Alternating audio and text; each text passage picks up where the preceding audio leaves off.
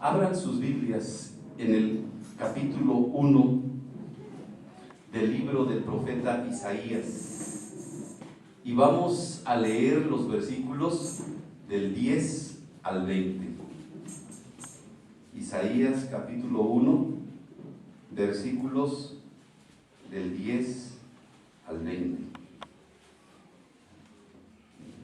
Y cuando lo encuentren, vamos a dar lectura unida a este pasaje de la palabra de Dios. Amén. 1 de Isaías, versículos 10 al 20, dice: Príncipes de Sodoma, oíd la palabra de Jehová, escuchad la ley de nuestro Dios, pueblo de Gomorra. ¿Para qué me sirve, dice Jehová, la multitud de vuestros sacrificios? Hastiado estoy de holocaustos de carneros y de cebo de animales gordos. No quiero sangre de bueyes, ni de ovejas, ni de machos cabríos. ¿Quién demanda esto de vuestras manos cuando venís a presentaros delante de mí para hollar mis atrios? No me traigáis más vana ofrenda. El incienso me es abominación, luna nueva y día de reposo. El convocar asambleas no lo puedo sufrir. Son iniquidad vuestras fiestas solemnes, vuestras lunas nuevas y vuestras fiestas solemnes las tiene aborrecidas mi alma. Me son gravosas, cansado estoy de soportarlas. Cuando extendáis vuestras manos, yo esconderé de vosotros mis ojos. Asimismo, cuando multipliquéis la oración, yo no oiré. Llenas están de sangre vuestras manos. Lavaos y limpiaos. Quitad la iniquidad de vuestras obras de delante de mis ojos. Dejad de hacer lo malo. Aprended a hacer el bien. Buscad el juicio. Restituid al agraviado. Haced justicia al huérfano. Amparad a la viuda. Venid luego, dice Jehová, y estemos a cuenta. Si vuestros pecados fueren como la grana, como la nieve serán emblanquecidos. Si fuesen rojos como el carmesí, vendrán a ser como blanca lana. Si quisiereis y oyereis y comeréis el bien de la tierra, si no quisiereis y fuereis rebeldes, seréis consumidos a espada, porque la boca de Jehová lo ha dicho. Muy bien, pueden sentarse.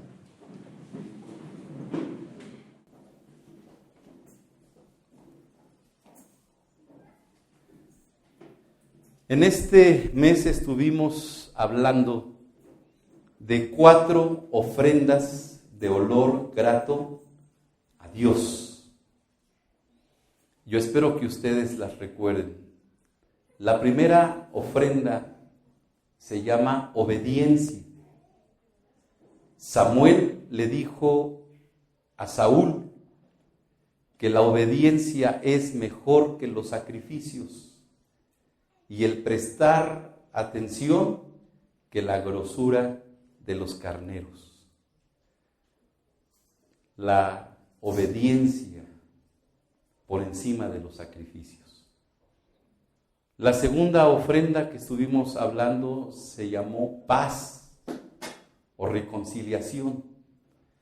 Y recordamos las palabras de nuestro Señor Jesucristo cuando dijo: si traes tu ofrenda y te acuerdas que tienes algo contra tu hermano o que tu hermano tiene algo contra ti, deja ahí tu ofrenda. Ve, ponte a cuentas con tu hermano, ve, reconcíliate con tu hermano, ve, ponte en paz con tu hermano. Y una vez que estés en paz, entonces sí, ven y trae tu ofrenda. Esa fue la segunda. La tercera, ustedes la estuvieron viendo hace 8 días con nuestro hermano Isaías. Hablaron del verdadero ayuno, pero ahí destaca una virtud y esta ofrenda se llama misericordia. De nada sirve estar afligiendo nuestro cuerpo, dice ahí el profeta Isaías, de nada sirve estar afligiendo nuestro cuerpo si no hay caridad en nuestro corazón. Y bueno, ustedes estuvieron viendo la clase con nuestro hermano. Y hoy vamos a estar hablando de otra ofrenda. Y esta ofrenda se llama sinceridad. ¿Cómo dije, hermanos? Sinceridad. Yo no sé a ustedes, pero a mí me parece muy fuerte el inicio de este libro de Isaías. El Señor inicia con una reprensión hacia su pueblo bastante fuerte. Y podemos notar en sus palabras a un Dios decepcionado de la religiosidad de su pueblo. Un Dios decepcionado de la religiosidad de su pueblo.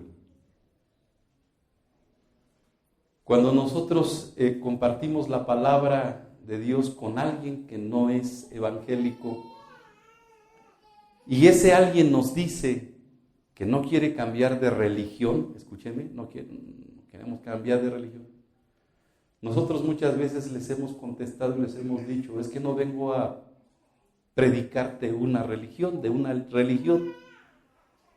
vengo a presentarte o a predicarte a Jesucristo, ¿verdad?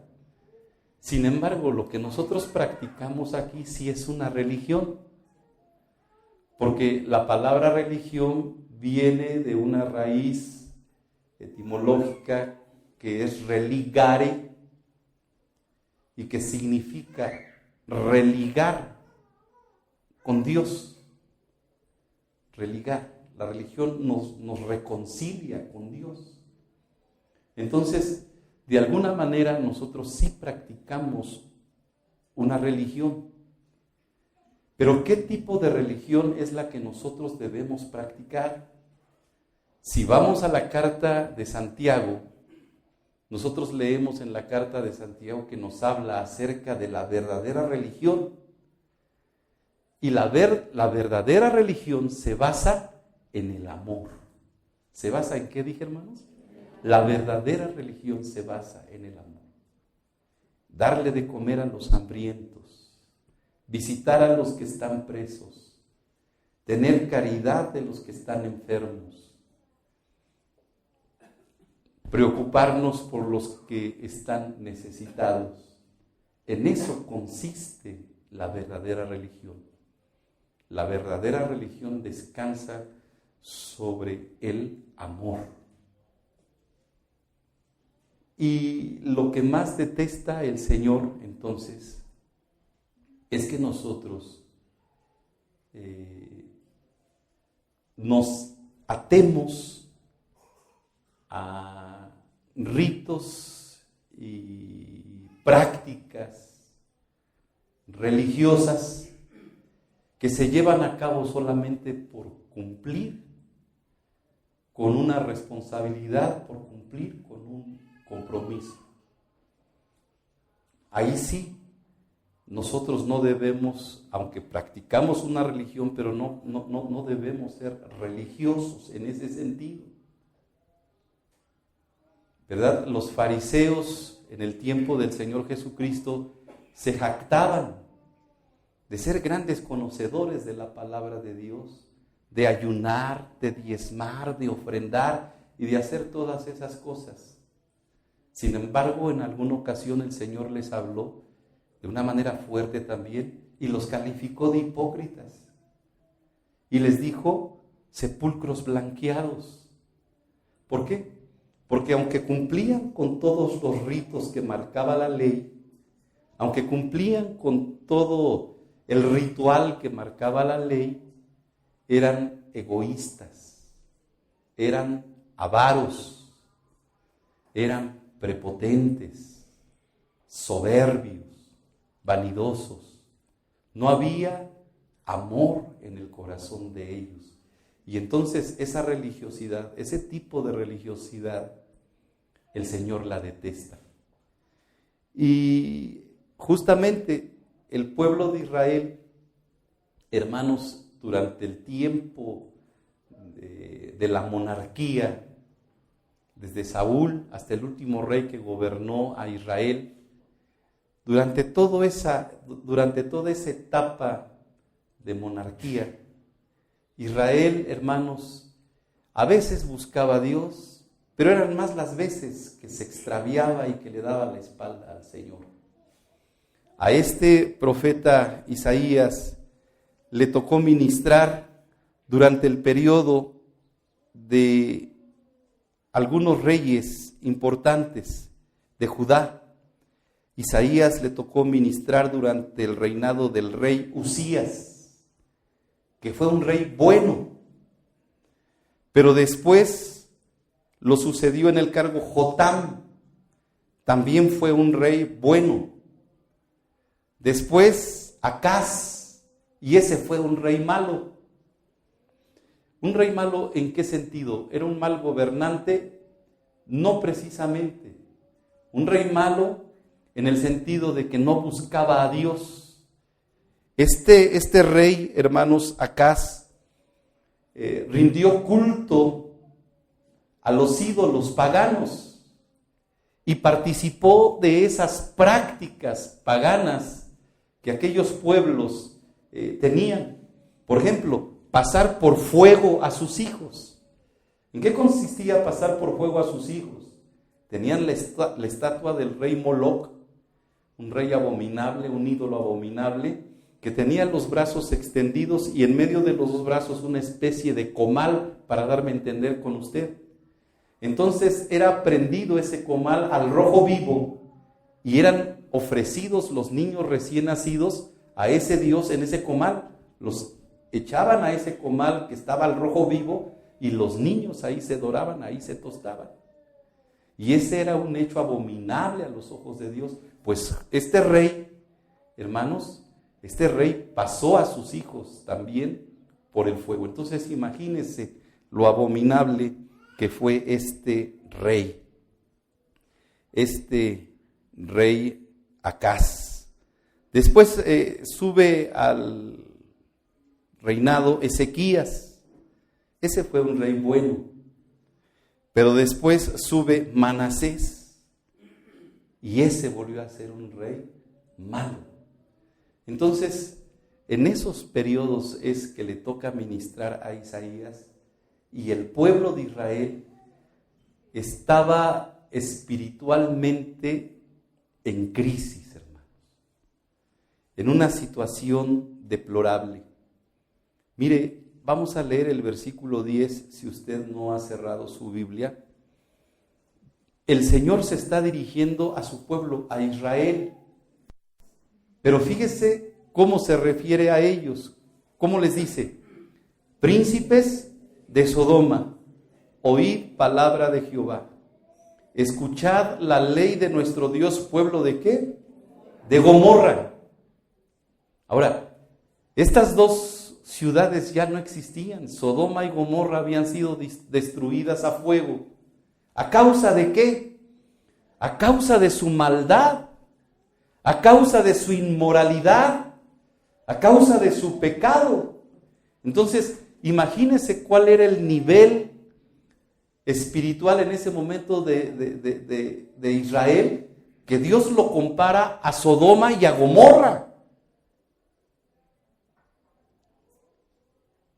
Estaban en una situación muy precaria, hablando espiritualmente, en una situación espiritual muy deplorable, muy mala.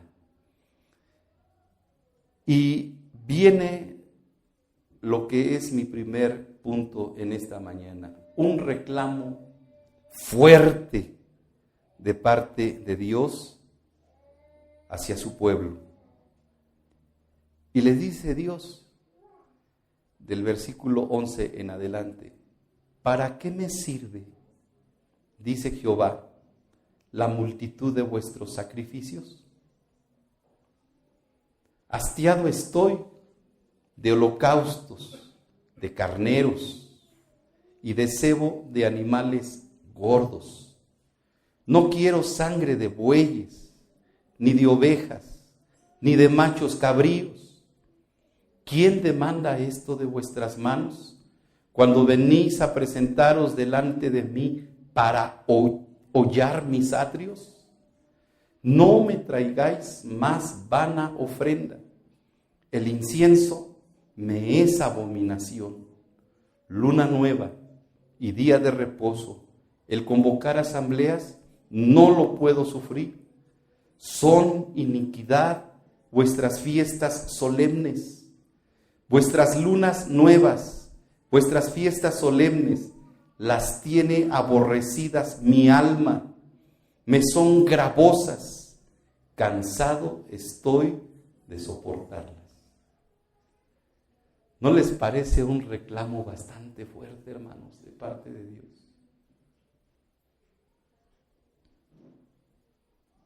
Un Dios que les había dado una ley, un Dios que les había dado mandamientos para que ellos tuvieran un estilo de vida bueno y que se distinguieran de entre los demás pueblos, de entre las demás naciones, por su manera de vivir. Pero desafortunadamente al pueblo de Israel nunca le gustó y le fue una carga muy pesada el distinguirse de los demás pueblos. Justamente cuando pidieron rey porque querían ser como las demás naciones.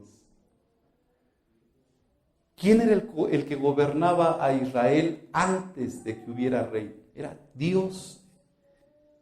Ellos tenían una forma de gobierno teocrática. Era Dios el que veía todos los asuntos que tenían que ver con su nación. Pero ellos quisieron ser igual que las demás naciones. Y cuidado, hermanos, porque cuando nosotros queremos ser igual que la gente del mundo, estamos en peligro. Y en un peligro muy grande de desagradar a Dios. Él nos ha puesto para ser luz y alumbrar en medio de las tinieblas, y dice Pablo, en medio de una generación maligna y perversa. Y Él nos ha puesto como sal en este mundo, para sazonar, para darle sabor. Pero hablando de la luz, dice, la luz no se pone debajo de los muebles, sino se pone en lo alto para que alumbre. Entonces, la iglesia es puesta en lo alto para que alumbre. Y se tiene que ver y se tiene que distinguir. Pero muchas veces la iglesia prefiere más las tinieblas que la luz. Y en ese pecado había caído el pueblo de Israel. Querer ser igual que los demás pueblos y no ser diferente como Dios los había llamado a ser. Y les hace este fuerte reclamo. ¿Para qué me sirve, dice Jehová, la multitud de vuestros sacrificios? Ahora, sin perder Isaías 1, quiero que me acompañen al Salmo 50 para entender esta declaración. A ver, vamos al Salmo 50.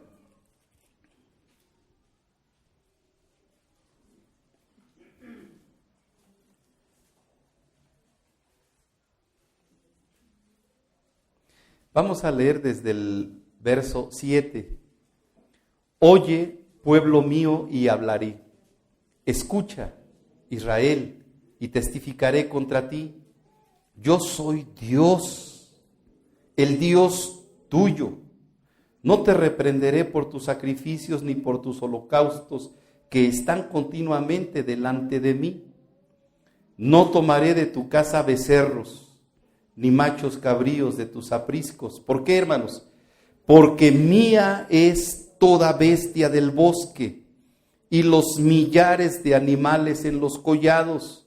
Conozco a todas las aves de los montes y todo lo que se mueve en los campos me pertenece. Ahora fíjese lo que dice el 12. Si yo tuviese hambre, no te lo diría a ti, porque mío es el mundo y su plenitud. ¿He de comer yo carne de toros o de beber sangre de machos cabríos? Que dice el 14, sacrifica a Dios alabanza y paga tus votos al Altísimo e invócame en el día de la angustia, te libraré y tú me honrarás. Dice Dios, ¿para qué me sirve la multitud de vuestros sacrificios? Absolutamente de nada. El que traigan sus ovejas, sus bueyes, sus machos cabríos y los sacrifiquen a mí con un corazón y una actitud no correcta, eso de nada me sirve. Yo no necesito esos animales, son míos. Si en algún momento yo tuviese necesidad, dice Dios en el Salmo, no te lo diría a ti. Porque mío es todo lo que existe, absolutamente todo lo que existe es mío. Sacrifica a Dios, ¿qué cosa? Alabanza. Sacrifica a Dios, ¿qué, hermanos? Alabanza. Ahora, fíjese en esto. Dice la Escritura que cuando el Señor tuvo la conversación con la samaritana en el pozo de Jacob, la samaritana le dijo, habló acerca de la adoración, que si era en este lugar o que si era en otro lugar. ¿Y qué le contestó el Señor? La hora viene y ahora es cuando los verdaderos adoradores adorarán al Padre en espíritu y en verdad, porque el Padre tales adoradores busca, y los que le adoran en espíritu y en verdad es necesario que le adoren. Y si nosotros nos metemos a analizar esas dos cosas que está señalando Dios en la adoración, que es espíritu y verdad, hermanos, nos encontramos con algo muy profundo, pero muy hermoso también de parte de Dios. Todos esos sacrificios, todas esas ofrendas que ellos llevaban, era parte del culto. Era para darle honra y gloria a Dios. Eran para honrar a Dios. Pero en ellos no había espiritualidad. ¿Qué es lo que significa en espíritu? No había espiritualidad. Y cuando digo que no había espiritualidad, quiero decir que no había temor a Dios. Y no había temor a Dios en el corazón de ellos porque no había tampoco amor a Dios. Y si no había amor y no había temor hacia Dios en el corazón de los ofrendantes, entonces esa ofrenda no podía ser una ofrenda sincera. En espíritu y en verdad, la verdad habla de sinceridad. No una ofrenda y no sacrificios hipócritas, que solamente mostraran una apariencia de religiosidad delante del pueblo y delante de Dios, pero que por dentro había una podredumbre tremenda. A eso se refiere, en espíritu y en verdad. Él demanda amor hacia nuestros semejantes. Y si tenemos la capacidad de amar a nuestros semejantes, tendremos la capacidad de amar a Dios. Si no tenemos la capacidad de amar a nuestros semejantes, es muy difícil que nosotros, o no difícil, es imposible que nosotros podamos amar a Dios. Y ese es el vacío que había en el corazón del pueblo de Israel. Y por eso les dice Dios, ¿para qué me sirve? ¿Para qué me sirve la multitud de vuestros sacrificios? El Señor declara estar hastiado de tanto sacrificio, porque eran muchos. Pero Él los llama, estoy hastiado de tanto sacrificio vano. Es decir, sacrificios que no sirven absolutamente para nada. Carentes de amor, carentes de sinceridad. El Señor declara, no quiero más cebo de animales gordos. No quiero más sangre de animales. Lo que quiero es que amen. Eso es lo que quiero. Que se acerquen a mí con un corazón que sepa amar. Que se acerquen a mí con un corazón humilde. Que se acerquen a mí con un corazón sincero. Eso es lo que yo anhelo. Eso es lo que yo deseo. No tanto cebo de animales gordos y tanta sangre, litros y litros de sangre de los animales que sacrifican. Estoy hastiado. Y les pido que ya no me traigáis más vanos sacrificios. ¿Quién demanda esto de vuestras manos? ¿Quién les ha pedido todo esto? ¿Quién les ha pedido que hagan todas estas cosas? No me traigáis más vana ofrenda. Las tiene aborrecidas mi alma. Me son gravosas. Cansado estoy de soportarlas. Quiero que me acompañen al Salmo 51, 17. Y ahí se nos revela lo que Dios quiere verdaderamente de nosotros, de su pueblo. Salmo 51, 17. ¿Cómo dice el Salmo 51, 17? ¿Sí? Fuerte, fuerte.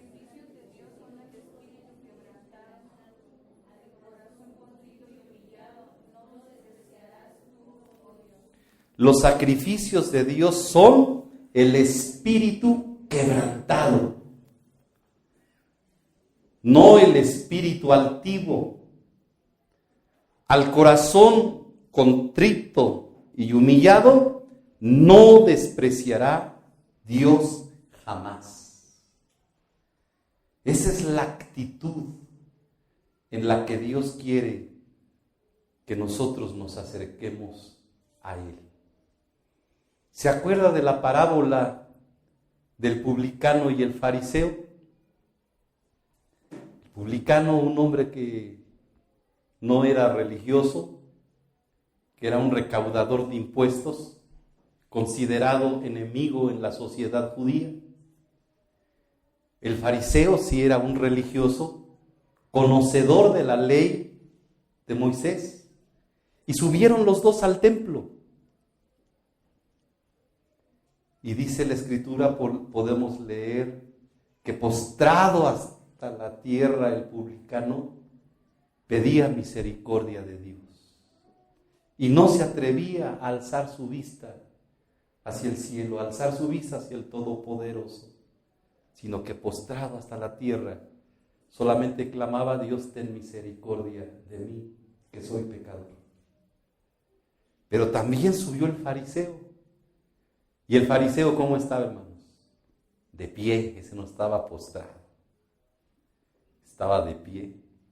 ¿Y cuál era la oración? Mientras la oración del publicano era que el Señor tuviera misericordia de él, la oración del fariseo, ¿cuál era? Le daba gracias a Dios porque no era como ese publicano. Y empezó a hablar de su religiosidad. Yo diezmo, yo oro, yo ayuno. Y con esas tres características pudiéramos decir: uy, qué hermano.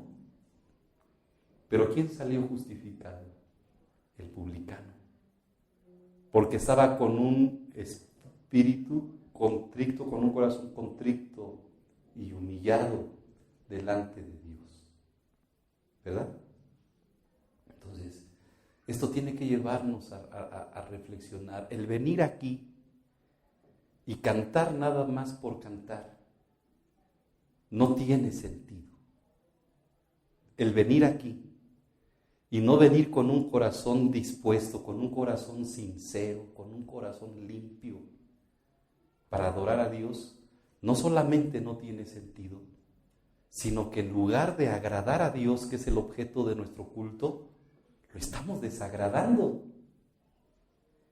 Y no vaya a ser que llegue el momento en que diga, ya estoy cansado de sus oraciones, ya estoy cansado de sus cantos, de nada me sirve que canten tan bonito, que tengan tan buena voz, de nada me sirve absolutamente que tengan tanto talento musical, de nada me sirve que oren ustedes tan bonito, si su corazón está vacío, si su corazón no es sincero delante de mí, si en su corazón en lugar de amor hay odio y hay amargura y hay tantas cosas.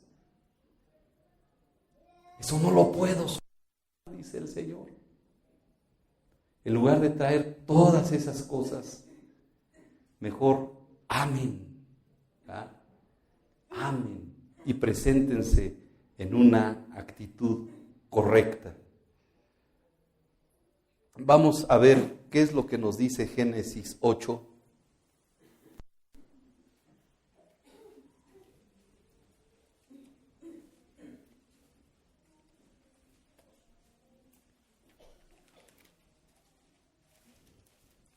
Versículos 20 y 21.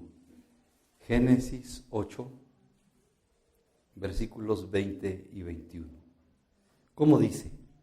Y edificó Noé un altar a Jehová, y tomó de todo animal limpio y de toda ave limpa, y ofreció holocausto en el altar.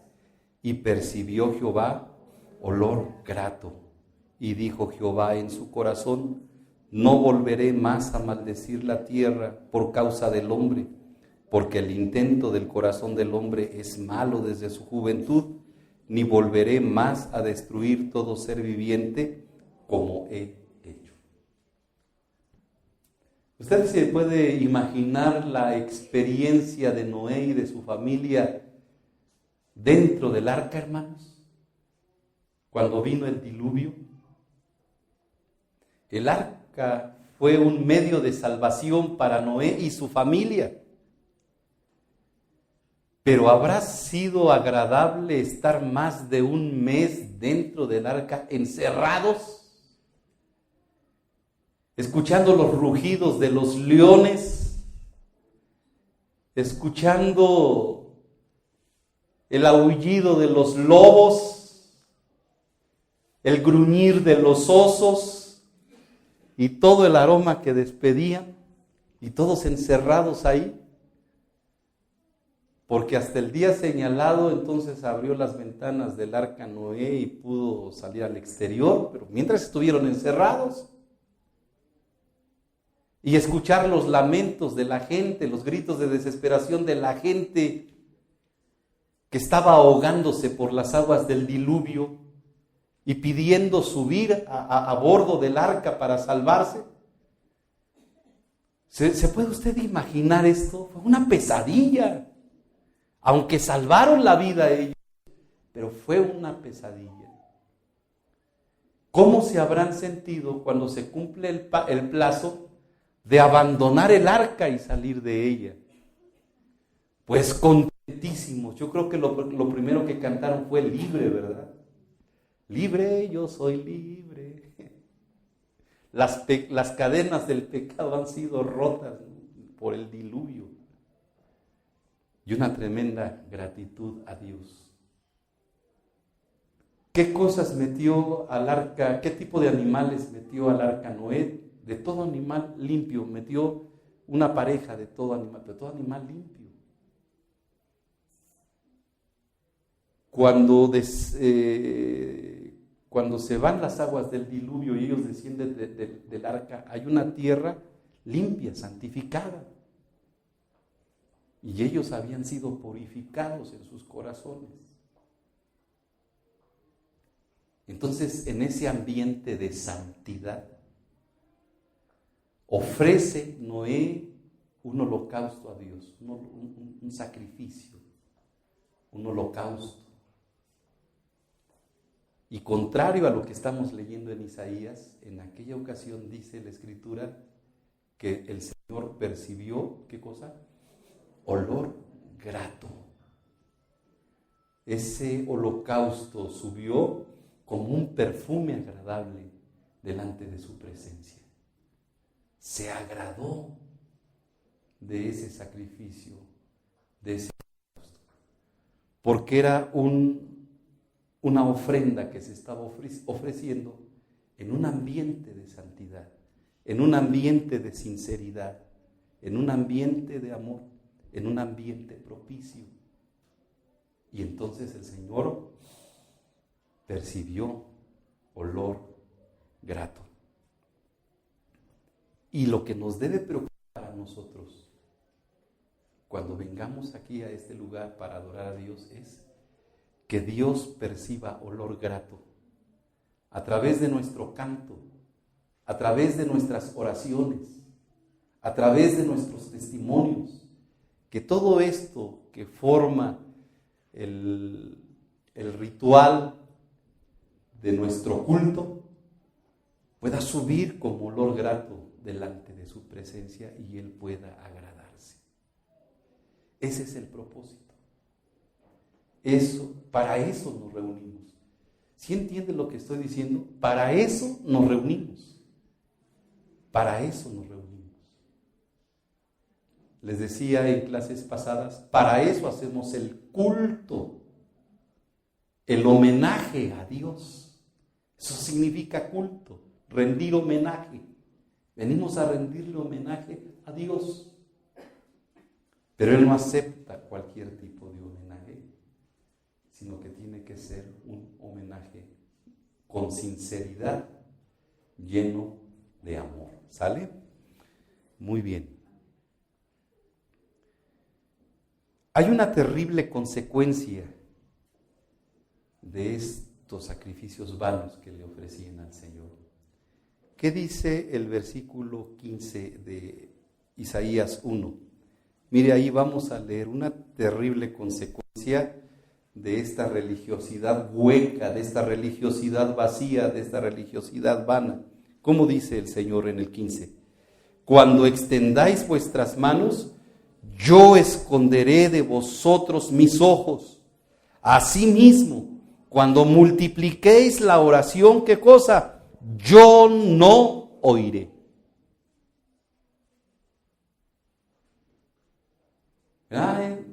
Podían ellos levantar sus manos para alabar al Señor, pero dice, aunque levanten manos, yo esconderé mi rostro. Dice el Salmo, Jehová, ¿quién estará en el lugar de tu santidad?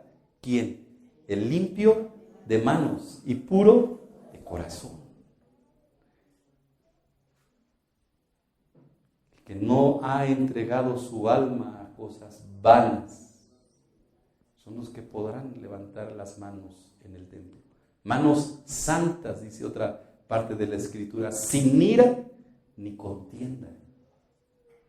Manos santas, sin ira, sin contienda. Esas son las manos, ese es el tipo de ofrenda que agrada al Señor y del cual el Señor percibe olor grato. Pero dice, aunque ustedes extiendan sus manos para alabarme o para clamar a mí, yo esconderé mi rostro. No los veré. Y aunque multipliquéis la oración, yo, ¿qué cosa? No oiré. No los voy a escuchar. Qué triste consecuencia, qué terrible consecuencia de no presentar al Señor un sacrificio agradable, de no venir delante de su presencia con una ofrenda agradable, con una actitud correcta.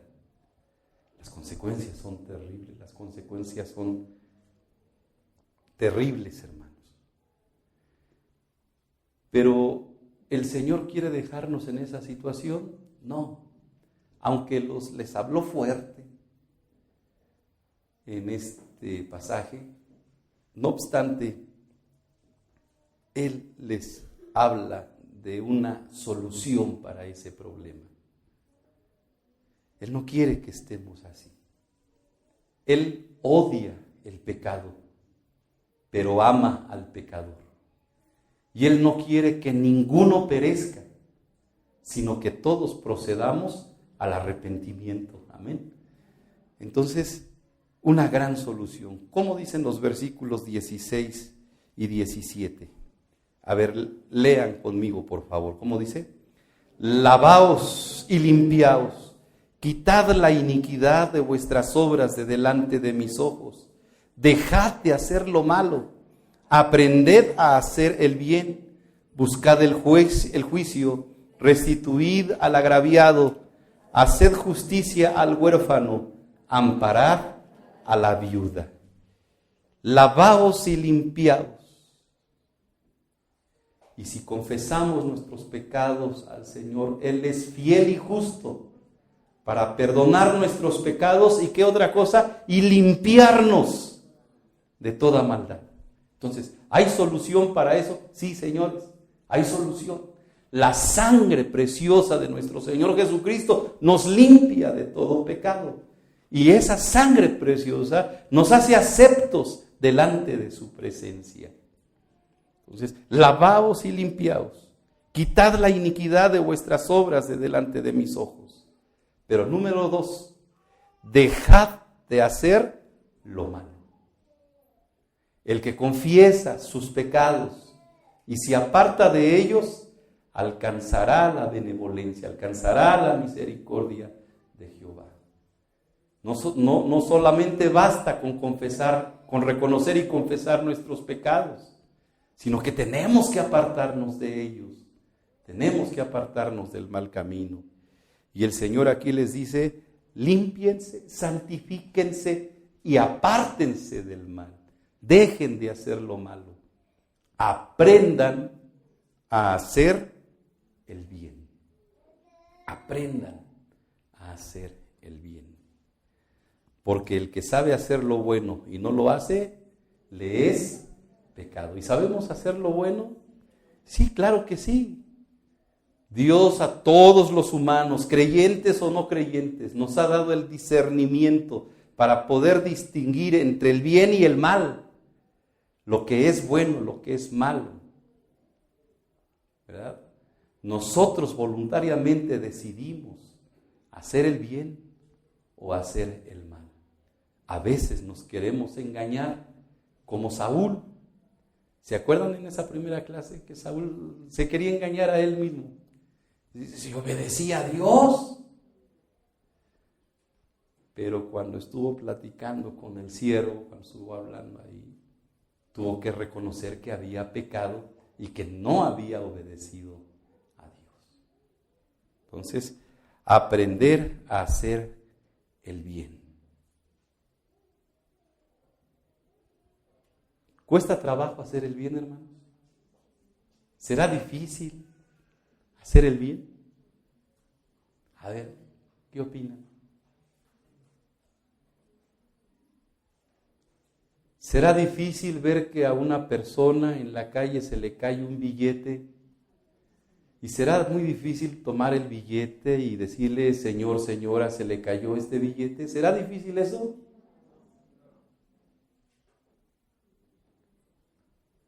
¿Será difícil encontrarnos en el camino y, hermano, Dios le bendiga? Hermano, buenos días. Ay, hermano, qué cosas tan simples se está poniendo. Pues sí, porque el que no es fiel en lo poco, tampoco en lo mucho va a poder ser fiel. Es cuestión de decisión propia el querer hacer el bien. Tenemos que decidirnos. Y cuando nos decidamos nos daremos cuenta No es difícil, no nos está pidiendo algo que no podamos hacer Dios. Nos está pidiendo hacer algo que está a nuestro alcance y que perfectamente lo podemos hacer. Finalmente, el Señor le hace una gran invitación a su pueblo. ¿Cómo dice el versículo 18? Lean conmigo el 18, ¿cómo dice? Venid luego, dice Jehová, y estemos a cuenta. Si vuestros pecados fueren como la grana, como la nieve serán emblanquecidos. Si fueren rojos como el carmesí, vendrán a ser como blanca lana. Venid luego, dice el Señor, y estemos a cuentas. Y miren si han hecho cosas tan tremendas. El Señor es fiel y justo para perdonar. Él está dispuesto a perdonarnos, a quitar nuestro pecado y a limpiarnos de toda maldad. No nos deja solos, ni siquiera en eso. Quieren hacer lo bueno, cuentan conmigo. Quieren mejorar sus caminos, tienen mi apoyo. Quieren dejar de hacer lo malo y hacer el bien, tienen mi respaldo. No lo van a hacer en sus propias fuerzas. Yo estoy con ustedes para que ustedes puedan mejorar sus caminos. Pues yo espero entonces, hermanos, que a través de estas lecciones hayamos podido entender cuál es la voluntad de Dios. No lo superficial, no una apariencia, sino lo de adentro. Un corazón limpio, un corazón sincero, una vida recta delante de Él es lo que el Señor demanda de cada uno de nosotros. Pues que Dios nos ayude para tomar en este día la decisión de agradar a Dios, de no agradarnos a nosotros mismos, de no buscar quedar bien con los demás, sino de agradar a Dios